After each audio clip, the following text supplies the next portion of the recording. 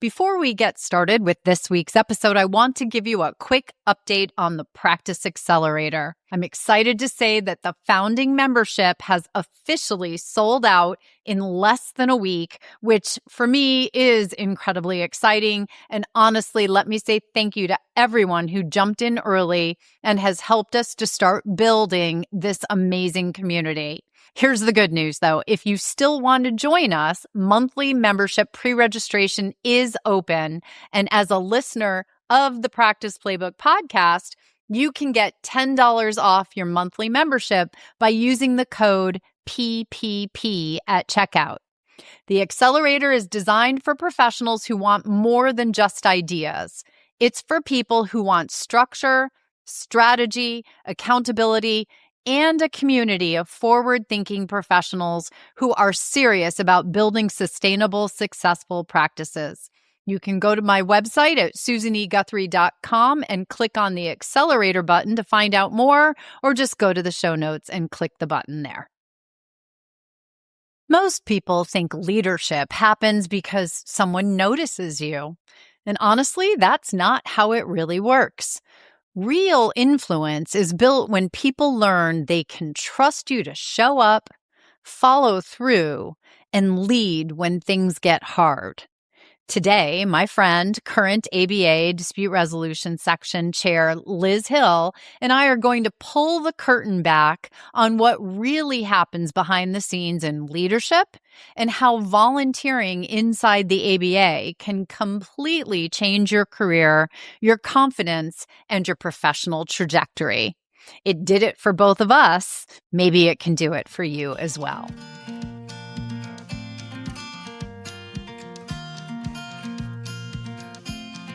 Welcome to the Practice Playbook podcast, your go-to resource for legal professionals, mediators, and entrepreneurial experts building modern, profitable, and purpose-driven businesses.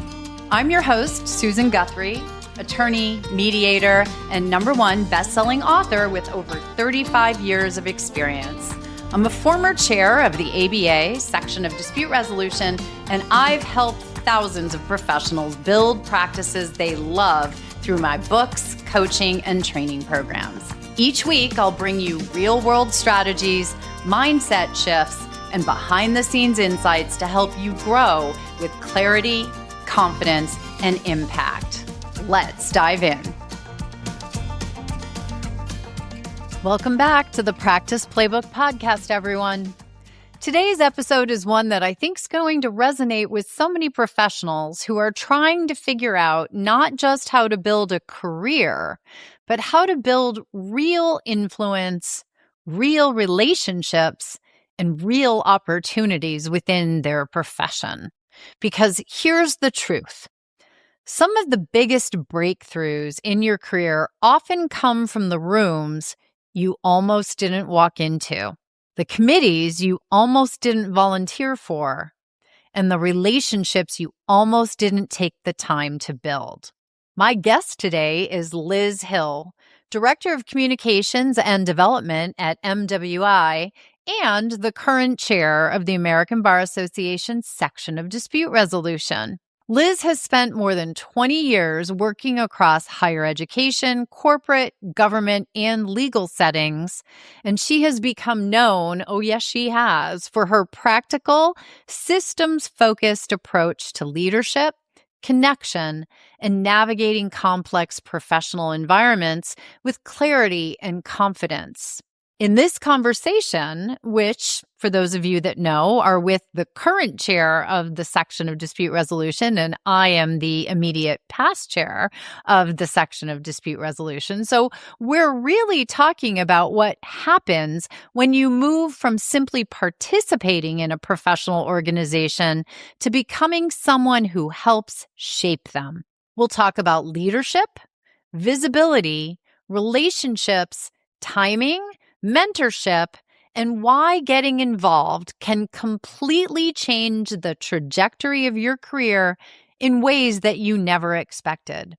And honestly, Liz's story is such a great example of how showing up consistently contributing thoughtfully, and building trust over time can open doors you never could have planned for. So, whether you're brand new to your field, looking to grow your professional network, or wondering how to step into a more visible leadership role, this episode is packed with insights you can put to work immediately. So let's get into it. Liz, I am so excited and happy to have you here. Finally, I got you out of the chair seat and into the recording studio. Hi there. Thanks, Susan. Hi. Thank you so much for inviting me. I'm thrilled to be here. Well, and this is going to be a fun conversation. We have sort of a dual lens that we're looking through things here because you're in the midst of your journey as chair of the ABA section of dispute resolution, and I handed the gavel to you. I finished my year as journey just a little under a year ago. And you're coming near the end. For those who don't know, the American Bar Association runs on an August to August year. So Liz's term will be up in August of this year, but you're good and solidly in it now. So I'm excited because we're going to talk about really how leadership within an organization, a membership organization like this, can really set you up in so many ways for success in business as well, for success in dispute resolution, success in a practice. You can take so much of what I've learned and you've learned in that chair seat and before and apply it here. So I'm excited to have this conversation. I'll get to hear some of Yes. your inside thoughts 8 months into your chairmanship. Yes, absolutely. So, but before we even talk about the chair year, because Mhm. people may not understand this, you don't just walk into the ABA No, section of dispute resolution and become the chair. It is a no. long journey. It is a long journey. And despite that, Susan, people do try. We have seen people apply to run for chair and we're like, where are these people coming from? But it is a journey. I'm in, I think, my 11th year right now with the section of dispute resolution. And so without going through my year by year chronology, I mean, I started back in 2015, really because I was at a conference.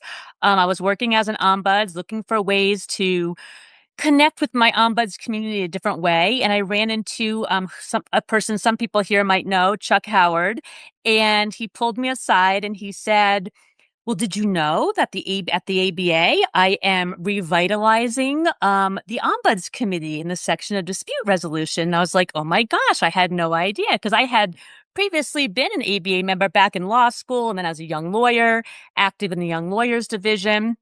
And then kind of drifted away as many of us do. So that was kind of how I came back. And I'm sure you're going to have a lot more questions, but really it was just saying, okay, sign me up, and went to some of my committee meetings, some of the ombuds committee meetings.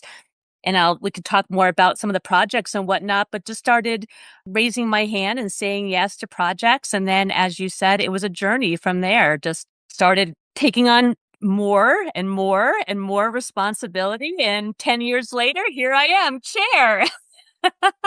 Which no one, unless you sit in the chair, really understands quite how much responsibility there is. But when you joined and rejoined 11 years ago, the idea was to connect with community, right? That's what I heard Yes, you just saying, is you really wanted absolutely. to find your people, and you found out your people were there in the ABA section of dispute resolution. And I think that probably resonates for a lot of people out there listening. We all know that legal practice and certainly dispute resolution practice can be a little isolating, can be a little lonely at times. And it's really nice to find your people. Absolutely, absolutely. And at that point in my career, I had worked several years as what they call a classical ombuds, a few as an organizational ombuds. And I was going through this kind of, I don't know, self-discovery, trying to re-examine what was my next move going to be.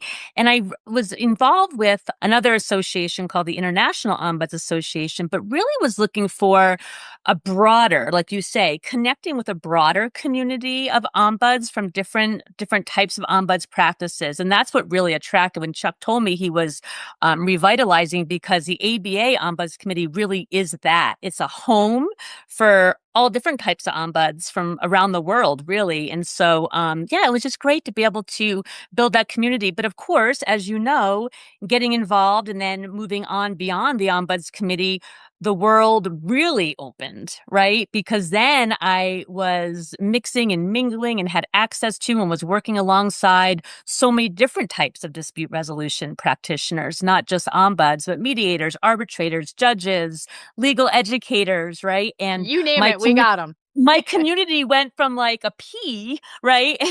Yeah. To a watermelon. It was like a big shift, a big change in my access to my professional community for sure. Yeah. Well, and let's talk about how that happened because it doesn't just happen. You don't just No. join a professional organization, go to a couple of ombuds meetings or mediation committee meetings or whatever, and suddenly you've got a watermelon. No, you No. have to get involved. And we say that to people all the time. But what did it look like for what does that mean, get involved? Yeah, right. We say it all the time. Oh, just get involved. And then, right. Well, for me, from my personal experience, it was looking for ways I could contribute. What are maybe some unique skill sets I bring or just some interests that I had. And so, in the Ombuds Committee, one of the first things I raised my hand for was they were really trying to, which of course, 11 years later, we're still trying to raise awareness of the ombuds profession and the field as a whole. And so, they were getting ready. They were working on some special projects already when I got in. So I would just listen, kind of get a, lay of the land, what was going on. But then they were looking to create an outreach subcommittee. And they really wanted to put together an orchestrated and strategic effort of going into law schools, going into business schools, going to ethics conferences, going to different venues to talk about the role of ombuds, to put together training materials that other like faculty or other people, facilitators could use in their classes, in their curriculum, in their trainings. And so I was like, wow, that's amazing. That's something I Great can really idea. Yeah. that I can really get behind that. That is an amazing idea. We need to do more of that because it really wasn't happening. So long story short, I agreed to I forget, work on a PowerPoint and work on some letters and, training guides for facilitators, facilitation guide type things. And then before I knew it, I was getting tapped like, hey, Liz, we're going to actually put together a formal subcommittee. Do you want to chair that subcommittee? So that was the entree, right? And then the rest kind of snowballed from there. So I did that for a while. Then, of course, Ombuds Day, which is probably a whole nother topic we can talk about. I took a leadership role in that. And then before I knew it, was being tapped to be chair of the committee. So I chaired the committee for 2 years. And then it was, oh, we want to start a marketing committee or for the Oh, section I as a whole. remember this. I was there at that time. Yes. Yes. Yes. So, hey, we Never want to start had this one. marketing committee. We need a marketing officer. Liz, do you want to be a marketing officer? And so, so again, raising my hand, yes, because I really was at that point and still am, interested in marketing. I didn't know much, but that's what I love about these leadership and volunteer opportunities is not only am I bringing skills that I can contribute and help with, but I also learn more than I bring. I learn more skills, leadership skills, in that sense, marketing skills, organization skills, using tools, because I'm working with such a wide variety of people, using different softwares and tools that I might not have been exposed to in my day job, so to speak. So that really is I think one of the biggest benefits of this work. But marketing officer, and then I don't even remember anymore, but someone was saying, do you have any interest in council? And so before I knew it, I was, putting my name in the hat to be on the council. So I think I was council and marketing officer simultaneously, at least for a couple of years. And then, Susan, I think it was you. Yeah, it was. I think Sorry. I remember we were I was visiting you in Chicago and we were going to a council meeting and we were walking to the meeting from your apartment to the venue. And you're like, so what do you think about budget officer? Which I was at the time and needed to find Yes. someone to take my place.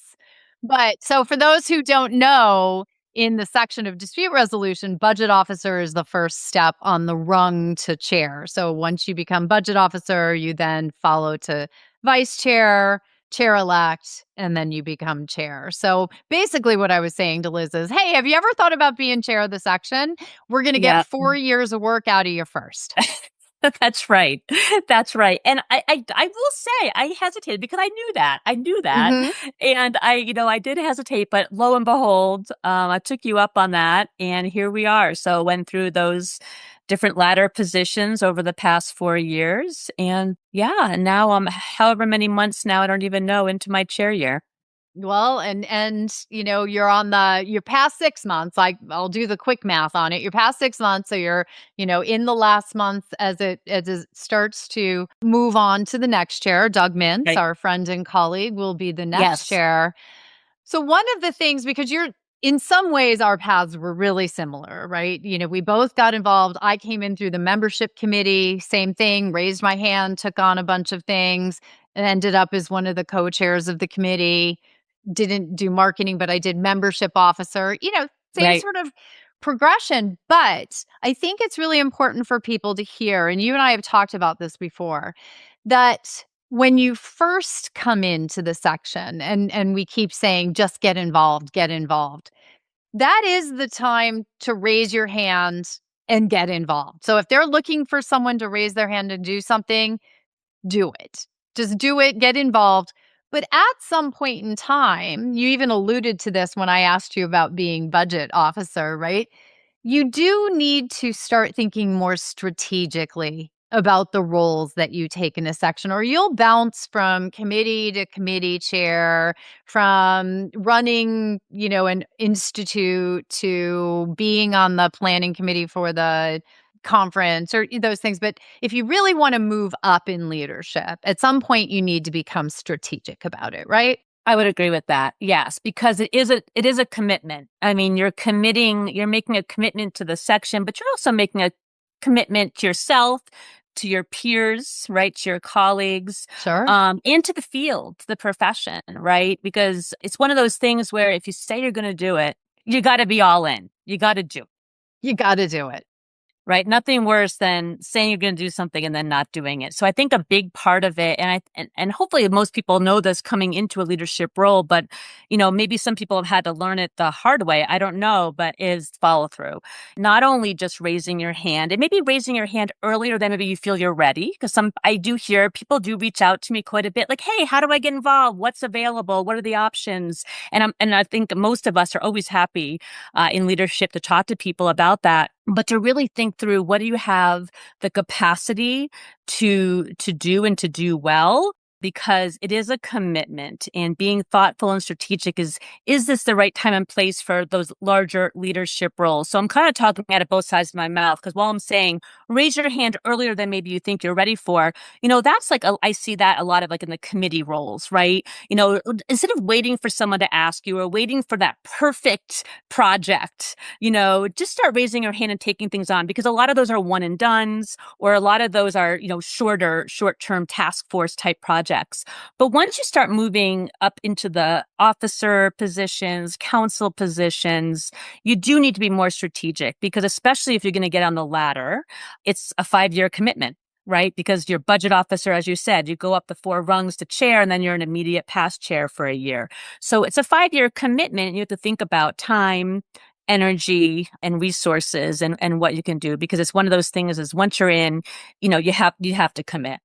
Yeah. I mean, I keep telling people it really is a second full-time job as you start, and each year that you start climbing that ladder, each year becomes more time consuming, more effort, more that, because there's a reliance on you and you've made commitments, right? And I think Mhm. it's important that you say, being strategic, but I think one of the most important things is that follow through, because there's a balance. You and I both experienced this. I watched my husband. He's the CEO in a for-profit company. The people who tell him they're going to do something, they're getting paid to do it, right? So he has a different dynamic as a leader.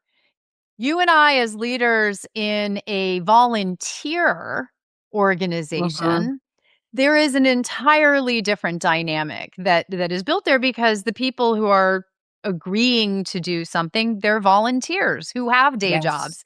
Yes. And so there's a push-pull with that because we're volunteers as well. But the organization doesn't run without volunteers supporting it and doing what they say they're gonna do. So that's a real, point of tension all the way down to if you pick up and say, "I'm gonna make a slide deck for something." Mhm. There are Mhm. people relying on you making that slide deck. Yes. Yes. And it definitely has a trickle effect. You wanting to make sure you follow through, definitely. And also people are watching. So let me just back up a minute because I think you have to really think about why. What's your why? I know we hear that in lots of different spaces, but like what's your why? Why do you want to do this? What is important? Where is this on your prior list of priorities, right? I know for me, when I sign up for something, I'm an all in, right? I'm 100%, and I treat my volunteer work the same as I treat my paid work. It gets all my attention, it gets 100% of my attention when I'm doing something. And so I think you have to really think about the why. Why am I doing this? What am I looking to get out of it? I don't think it's a secret. I think there are people who, sure, they're looking for maybe a career move or they're looking for business or whatever it might be. And sure, it is nice to put I was X for the ABA on your resume. And I think about that and I think that is important. And it is important for a lot of people and got to walk the talk. Like if you're going to say it, then you got to do it. I guess that's kind of I don't know, maybe a theme of mine. I don't know. Being thoughtful, like being like, why am I doing this? And can I really give it the attention it requires and do that work? But I think once you do, it's wonderful, right? I mean, I get so much out of it. I get joy out of it. I feel accomplished. It feels productive. It's great to see projects come to fruition.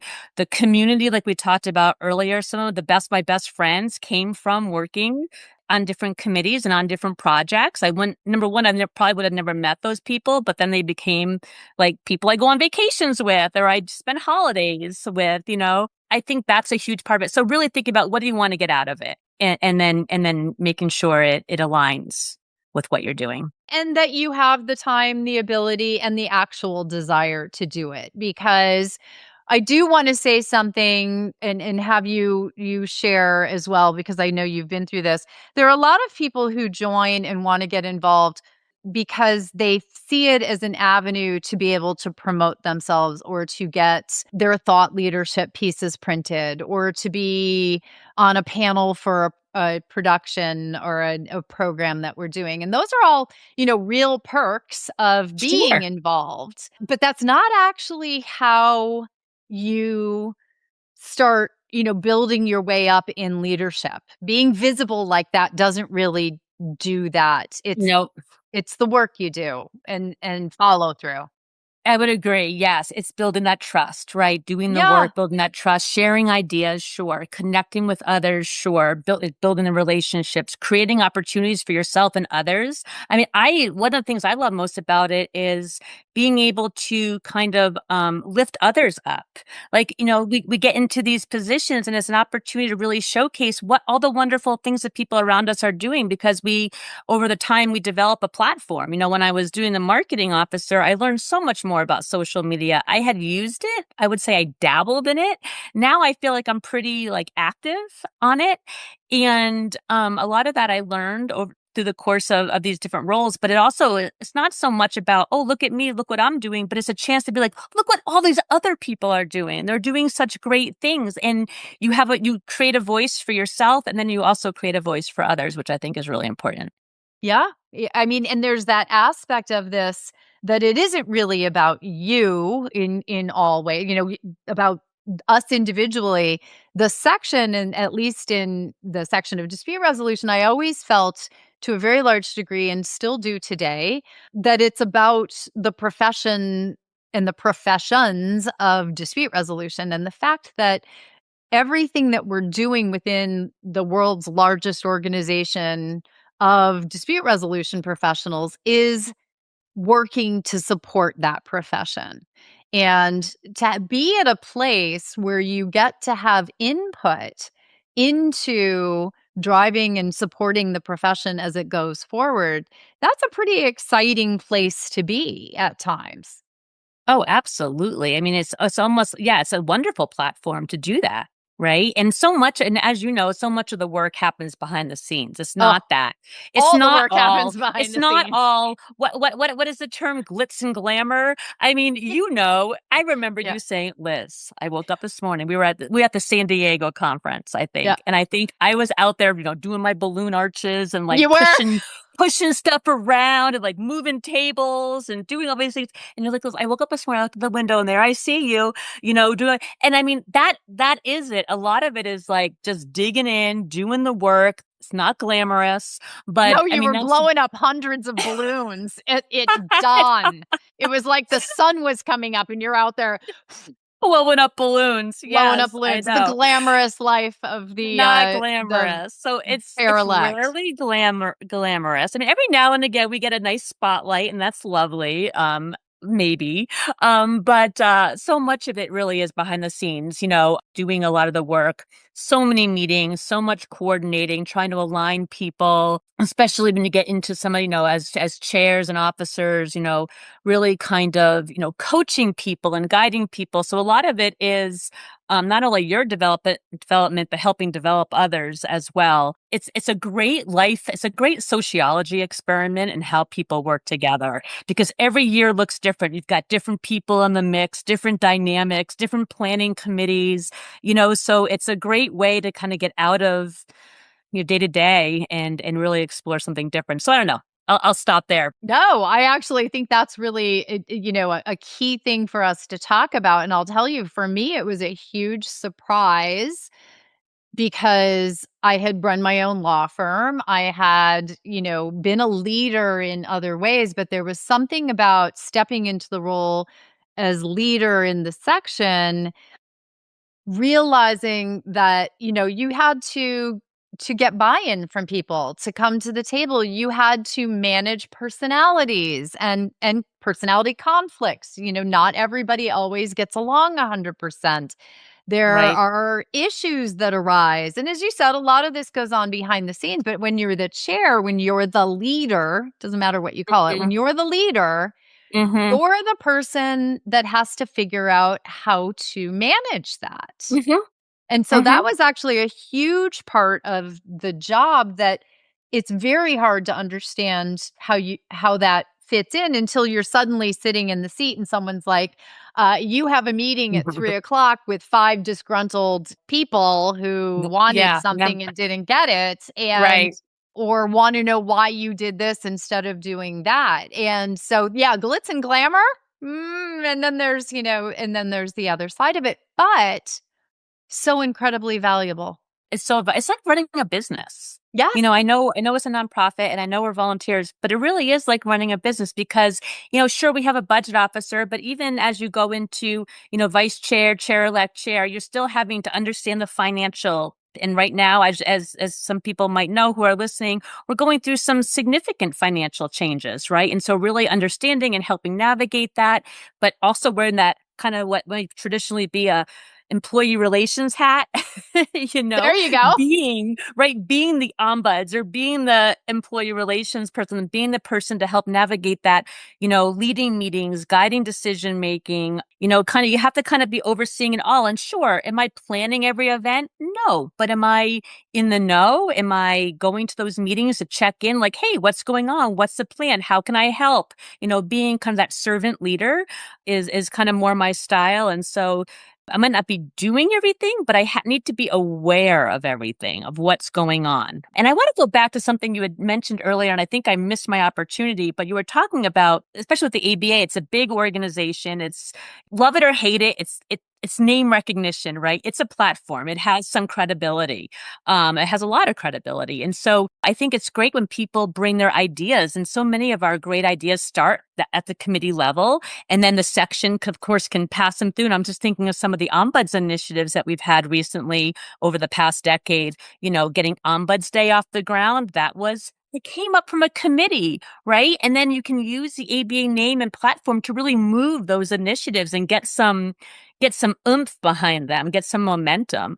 The same thing with the recent resolution 503, the Organizational Ombuds Act, right? So I won't go into all the ombuds things, but those are just examples. We've had many resolutions over the years, not just that one, but those start in the committees, right? And then they move up through the section and out. So, it's a great opportunity if maybe you're like, well, I don't like planning events. I don't want to do presentations, or I don't want to whatever. There is literally something for everyone. And if you've got ideas for policies or books, right? We Yeah. publish Oh, books. please. We're Like looking it's a for great, it's authors. a platform. Yeah. So I mean, It's there's a like a wonderful way, platform. there's something for everyone, truly. And the ability to affect change, especially as you move into leadership, as you take those roles. I mean, there was never a marketing officer before you. You Right. created our marketing process entirely from whole cloth, and now we have an entire system. We have a marketing, our marketing director, Jess, who's so wonderful. Oh, But yes. before you stepped into the role, so you created an entire, I'm not even sure what to call it, Liz, A because system. I mean, it was like its system. own Thank you. ecosystem. And now, and Yeah. of course, but what you're saying though also reminds me of how things evolve, right? So when I took that position, it was because we didn't do a whole lot of marketing. We didn't really have a social media presence. We weren't really putting stuff out there. And so the reason it was developed was to help bolster that and to create that. And so yes, we created a system. We had hierarchies, we had subcommittees, we had people doing so many different things, and it served a purpose during that time period. And then of course, fast forward a few years, Jess comes on board, and Jess really is able to has the capacity to do a lot of that herself. So it's like, okay, maybe we don't need this big, robust marketing committee anymore. And so being able to adapt, right? Be able to recognize when something has served its purpose and it's time to move forward, it's time to make some changes. I love that about this section, because I think we are innovative in that way. We really look at what's happening around us and adjust accordingly. And I think that's important too. We don't just say, oh, well, that's just how we do it now. Oh We're God. not going to, I mean, there is still some of that, don't get me wrong. And we have to check ourselves every now and again. But I think we're pretty good at like realizing when we're doing that, like, wait a minute, why are we doing it this way? Is that really still needed? And so I think that's a great thing too, which is also, I think, a leadership skill that we as get to develop serving in these roles.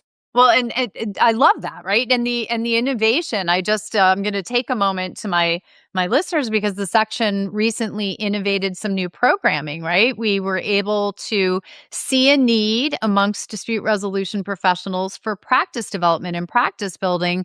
So we developed our Practice Development Institute, and we have our incubator program, our practice incubator program. We're going to be opening up the application process very soon, everyone. So stay tuned and watch I'll be sure to announce it here on the podcast. But those are things that you're able to do as leaders to support the profession and your colleagues as you see this. I mean, the opportunities are really quite amazing to be able to do things. And then I will say, at least for me, and I think for you as well, professionally, the skills that I learned in my climb up that ladder are in my everyday work today that I'm doing as I work with colleagues as a coach and a consultant, and I build another business and I do all that, and I know your journey took a fast change. I knew you for years as the ombuds at CU Boulder. And then just as you're stepping into your chair year, I changed jobs. yes, you did. I know. I have a knack for, it's all or nothing. When Yeah. I have a knack of doing like 2 or 3 major life changes simultaneously. But yes, and I think I do attribute it. You're absolutely right. I attribute a lot of what got me to where I am now, and I'll talk more about that because of the skills and the visibility. So much too is, having a title or having something on my resume probably not going to do a whole lot, right? But when you are engaged and you are active and you are doing things and you're out there on LinkedIn and I had a blog for a long 8 years, On writing blog Buzz. posts on Buzz, publishing, doing presentations, moderating presentations, starting LinkedIn groups, community building spaces for people in my ombuds field. You start doing those kinds of things. And a lot of that developed because of my work with the ABA. Like I said earlier, when I became marketing officer, I was like, okay, I guess I better learn how to market. I guess I better learn how to do these things. And so learning how to do those different skills and then taking them with me, it created, I don't know if I like this term, but like a personal brand, right? Like Yeah. people around me started to see me in a different way. I think, oh, like not just an ombuds doing that work, but also doing all these other things.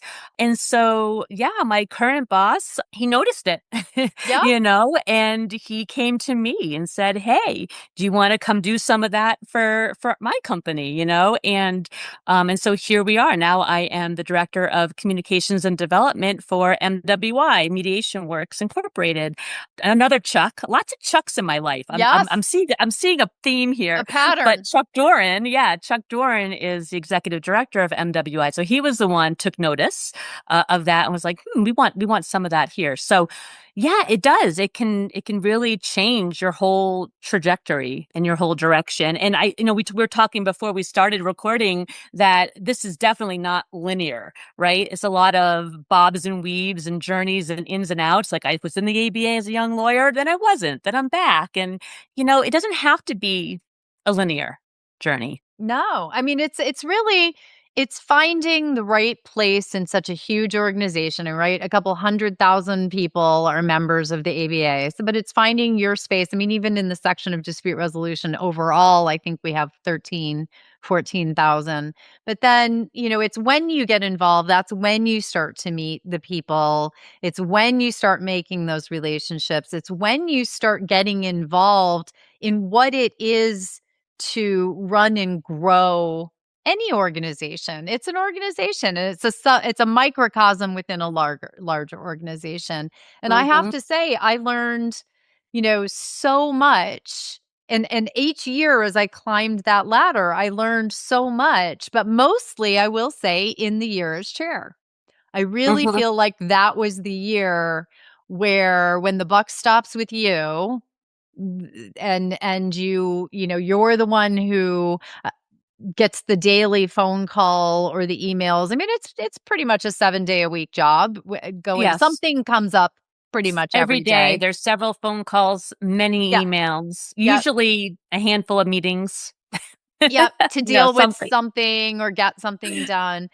And Hmm. so certainly not all the glamour that everyone is thinking, but every single one of them was a learning experience that took me a little bit further up the road. And so, although I think I had been a leader at times, as I said, I ran my own law firm. I'd been a partner in another law firm. I'd done a lot of those things. I became a much better leader through that year and through that entire process. And that, as I said, I run my own business now, but every meeting that I take, every client that I go work with, every t talk that I do, those skills are coming to the fore in all of it. Absolutely. No, absolutely. I think you learn a lot about yourself Oh, yeah. doing, in these roles. What really are your strengths, and where are some things maybe you have some opportunity to improve? What do you really What a enjoy? nice way to put that. You're such an ombuds. I know there's always room for improvement, but no, none of us are perfect, and I don't think perfection's the answer, right? As long as we keep learning and keep growing and keep evolving, I think we're doing great. That's what I strive for each day, is just do a little bit better than yesterday. You learn a lot about yourself. Oh, I was going to say, but even like when I am in my day job, right, and maybe I'm leading a meeting, or maybe I have to go facilitate something, or having a difficult conversation with somebody. I feel like just even in the past couple of years, a different confidence, like a different, and I mean, I still prepare. I mean, I'm still like to prepare for everything. I still like to be organized, but I feel like, I don't know if this is the right way to say it, but I feel like not that I can wing it, but I feel like I can stand up and do it pretty well, because I've like you develop that skills and those confidence, and you trust yourself. I think it's about learning not only to trust others around you, but you learn to trust yourself. I would drop the mic on that one, but I have one more question for you because Okay. that's you do. And I'm so glad you said that because it's gelling it in my mind as well. Right. Absolutely. I think I came out of it feeling like a leader and having that Mhm. trust in myself that I could lead. And I think that that is absolutely one of the greatest gifts of that journey. But one thing, so one question to sort of close us out here is what do you wish you had known? So now you're speaking to those people out there who are like, yeah, I joined the section to dispute resolution, or I'm thinking about joining, or I'm thinking about joining a membership organization. What do you wish you had known at the beginning of the journey? Didn't really understand how much people really do respect and rely on the leaders of the section. I mean, and I don't know if I'm saying that right, but I always thought, oh yeah, it's just something you do, right? You sign up, you kind of go through the motions, you do the work, you say what you're going to do, you follow through, you do a good job. That's all you need to do, right? Everything's great. But I think you learn that people really they're looking to you for more than that, right? They're really looking to you to, like you said, be a leader, to be their thought partner, to make difficult decisions, to act with integrity, right? To do the right thing even when people aren't watching or don't know, to be someone who that they can rely on, that they can trust, but also to be someone that they can approach, right? Someone that they can call. I know you hit on this earlier, but like, yeah, you get phone calls 7 days a week and we're all in different time zones. So it could be very many different hours, but someone that they know they can call, and that you're not going to judge them, that you're going to help them, that you're going to do, that you're reliable and trustworthy, and that they can come to you. So I think I didn't understand the extent of that, I think, as thoroughly at the beginning. I didn't realize like people really do look to you and you have to be there for them. You have to step up and you have to lead. And you may have to learn some of those things that we need to know to be good leaders. But the good Hmm. news is I did it, you did it. Our leaders in the past, we have so many wonderful chairs. We have more coming. So Yes. Liz, I'm excited to see your last few months as chair and then to support Yes. you in your year as immediate past chair. You will be stepping in to the role I'm in right now very Uh-huh. shortly. And then when you Mhm. step out of that, I can't wait to see where we go together after that. I know I'm being strategic about that. Like we talked about, I'm really thinking about what is that? What is next? What do I want to do next? And why? Why do I want to do it? So I think that's important. But 4 months, yep, still on for 4 more months here. I'm Oh doing the yeah. math now, finally. Anyone who's listening who is interested in the section or just more curious about my journey or whatever, ombuds or whatever it is, they can always contact me. Happy to What's the talk. best way to get in touch? Yeah, so you can follow me on LinkedIn. I don't know, you can include all that in the I end will. I'll notes. put it in the show Okay, notes. LinkedIn is always great, but also you can just email me. My email is ehill@mwi.org. That's a really easy one. Very few It letters to is remember there, very everyone. short. Well, Liz, I'm so glad we had this Thanks for inviting conversation. me. Oh, I'm so happy that we got a chance to do it. And as Yeah. always, I learn something new about you every time we have these conversations. And I'm looking forward to our continued journey together as we go Yeah. forward. Thanks so much. Awesome. All right, thanks. Before we wrap up, everybody, I also want to let you all know about 2 upcoming live webinars that I'm hosting for professionals who want to stay ahead of where the legal and dispute resolution world is heading. The first is called AI That Actually Works. That's going to be held on May 28th, and it's a practical, real world session focused on how lawyers, mediators, and dispute resolution professionals can ethically and effectively use AI tools in their practices right now. It's not hype, it's just the practical strategies and tools you can actually put to work immediately so that you can stop avoiding using these tools and get down to actually using them in a way that supports you and your practice. Then the really forward focused webinar is on June 9th. I'm hosting The New Legal Frontier, AI driven disputes and how you can lead them.